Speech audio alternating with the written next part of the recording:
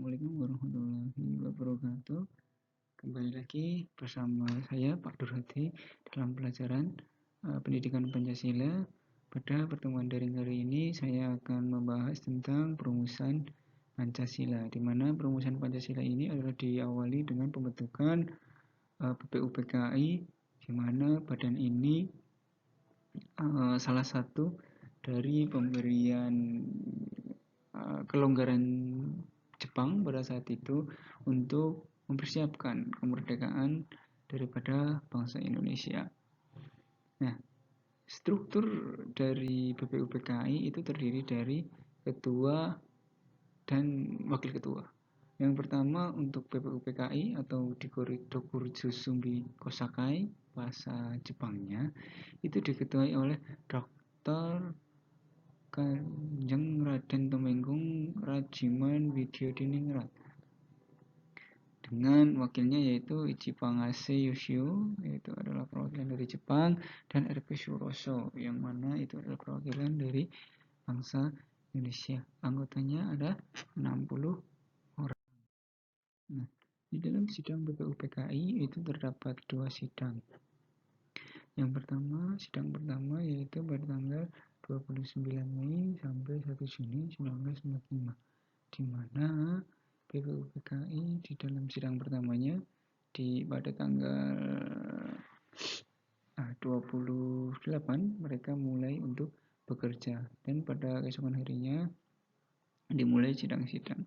Yang menjadi pembicara dari sidang pertama tersebut adalah Mr. Muhammad Yamin, Mr. Supomo, Mr. Muhammad Hatta, dan Mr. Soekarno. Lalu pada tanggal 29 Mei 1945, Mr. Muhammad Yamin itu mengusulkan usulan dasar negara untuk bangsa Indonesia. Usulannya ada 5, yaitu peri kebangsaan, peri kemanusiaan, peri ketuhanan, peri kerakyatan, dan kesejahteraan rakyat. Itu adalah usulan dari Mr. Muhammad Yamin.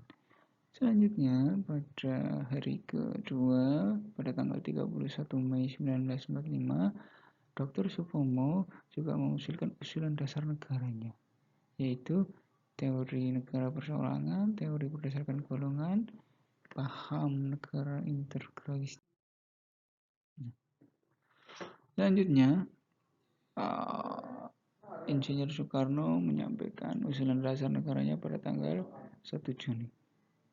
Usulan yang Soekarno sampaikan yaitu adalah nasionalisme, internasionalisme, mufakat, kesejahteraan sosial, ketuhanan, dan yang berkebudayaan. Nah, setelah berbagai usulan tertampung, selanjutnya dibentuklah panitia kecil yang berjumlah 8 orang yang terdiri dari Insinyur Soekarno, Dr. Andes Muhammad Hatta, Sutarjo, Yaji Wahid Hasyim, Ki Bagus Hadikusumo, Otto Iskandar-Dinata, dan Muhammad Yamin lalu Amaramis.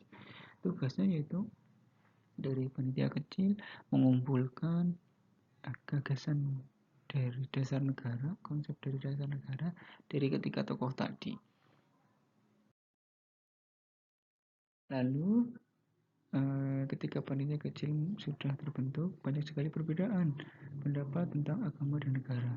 Ada yang ingin negaranya berdasarkan syariat agama, ada yang ingin menghendaki bahwa negara tidak berdasarkan hukum dari salah satu agama tertentu. Maka kemudian dibentuklah panitia 9 untuk mengatasi perbedaan ini. Jadi setelah pembentukan panitia kecil yang mendapat perbedaan pendapat tentang agama dan bentuk negara, lalu dibuatlah panitia kecil yang berisi Insinyur Soekarno, Muhammad Yamin, Kiai Haji Wahid Hasyim, Muhammad Hatta, Abdul Qahar Musakir, Amaramis, Ahmad Subarjo, Abdul Kusno Cokrosujoyo, dan Haji Agus Salim. Nah, panitia 9 tersebut melaksanakan sidang pada tanggal 22 Juni 1945 dan menghasilkan kesepakatan pada alinea keempat di dalam rumusan dasar yang berbunyi: 1. Ketuhanan dengan kewajiban menjalankan syariat Islam bagi pemeluk-pemeluknya. Yang kedua, kemanusiaan yang beradab. Yang ketiga, persatuan Indonesia. Dan yang keempat adalah kerakyatan yang dipimpin oleh hikmat kebijaksanaan dalam permusyawaratan perwakilan. Serta yang kelima yaitu mewujudkan keadilan sosial bagi seluruh rakyat Indonesia. Nah, di dalam panitia 9 ini pada tanggal 29 Juni ini maka disebutlah rumusan daripada usulan dasar negara tersebut yaitu sebagai Piagam Jakarta atau Jakarta Charter. Ya. Nah, setelah tanggal 22 Juni kita mendapat usulan atau konsep dasar daripada dasar negara atau hukum dasar negara. Lalu BPUPKI melaksanakan sidang yang kedua pada tanggal 10 sampai 16 Juli 1945. Pada sidang kedua ini ada dua panitia yang dibentuk. Panitia perancang undang-undang dan perumusan rancangan undang-undang dasar. Insinyur Soekarno melaporkan hasil kerja panitia perancang undang-undang dasar pada 14 Juli 1945. Nah, dan tanggal 15 dan 16 Juli 45 diadakan sidang untuk menyusun UUD berdasarkan hasil kerja daripada panitia perancang undang-undang dasar. Kemudian pada tanggal 7 Agustus BPUPKI dibubarkan oleh Jepang dan diteruskan oleh PPKI atau Panitia Persiapan Kemerdekaan Indonesia. Lembaga tersebut dalam bahasa Jepang disebut Dokuritsu Junbi Inkai. Beranggotakan 27 orang. Nah, apa sidang pertama yang BPUPKI itu lakukan atau dapatkan? Yaitu mereka melaksanakan rapat pada tanggal 18 Agustus 1945 membahas tentang konstitusi negara Indonesia dengan menggunakan naskah Piagam Jakarta yang telah disahkan sebelumnya oleh BPUPKI. Pada sidang ini kelompok Hatta mengusulkan dua perubahan. Yang pertama pada sila pertama yang berbunyi ketuhanan dengan menjalankan syariat Islam bagi pemulung-pemulungnya diubah menjadi ketuhanan yang Maha Esa.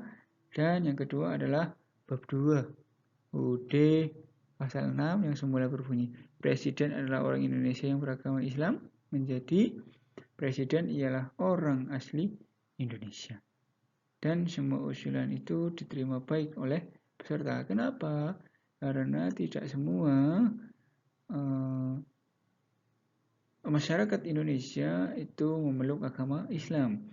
Soekarno pernah menyampaikan saat ia mengusulkan usulan dasar negaranya bahwa kemerdekaan yang nantinya rakyat Indonesia raih itu adalah hasil dari tumpah darah seluruh rakyat Indonesia. Jadi tidak terfokus terhadap satu golongan saja, satu golongan agama, satu golongan ras, dan lain sebagainya. Terus yang kedua juga orang yang menjadi presiden itu tidak harus beragama Islam, tapi harus berasal dari orang Indonesia asli. Lalu pada tanggal 17 Juli telah disempurnakan UUD Negara Indonesia oleh PPKI yang disebut sebagai Undang-Undang Dasar 1945. Di dalam Undang-Undang Dasar itu berbunyi ketuhanan yang Maha Esa, kemanusiaan yang adil dan beradab, persatuan Indonesia, kerakyatan yang dipimpin oleh hikmat kebijaksanaan dalam permusyawaratan perwakilan, dan keadilan sosial bagi seluruh rakyat Indonesia. Lalu setelah kita mempunyai usulan dasar negara atau dasar negara yang sudah difinalkan, sudah mendapat hasil akhir, lalu negara Indonesia lahir. Ya. Jadi pada tanggal 18 Agustus 1945, PPKI mengambil putusan mengesahkan dan menetapkan UUD sebagai dasar negara Republik Indonesia. Dan terbentuklah pemerintahan Negara Kesatuan Indonesia yang berbentuk Republik atau NKRI dengan kedaulatan di tangan rakyat yang dilakukan sebelumnya oleh MPR. Setelah itu, Insinyur Soekarno dan Muhammad Hatta diangkat menjadi presiden dan wakil presiden Republik Indonesia untuk pertama kalinya. Nah, di dalam naskah teks proklamasi itu berbunyi, kami bangsa Indonesia dengan ini menyatakan kemerdekaan Indonesia. hal-hal yang mengenai pemindahan kekuasaan dan lain-lain diselenggarakan dengan cara saksama dan dalam tempo yang sesingkat-singkatnya. Bertanda tangan atas nama bangsa Indonesia dan Soekarno-Hatta. Itu adalah naskah teks proklamasi yang mana kita semua harus mengetahui, ya, paling tidak mengetahui, karena proses daripada pembacaan teks proklamasi itu adalah sejarah yang sangat panjang. Jadi tidak hanya sejarahnya yang sangat panjang, tetapi juga berlumurkan, bertumpah darah. Jadi banyak korban, banyak orang-orang yang berjuang hanya demi negara Indonesia mencapai kemerdekaan, seperti itu. Demikian yang dapat saya sampaikan pada pertemuan kali ini. Semoga bermanfaat. Wassalamualaikum warahmatullahi wabarakatuh.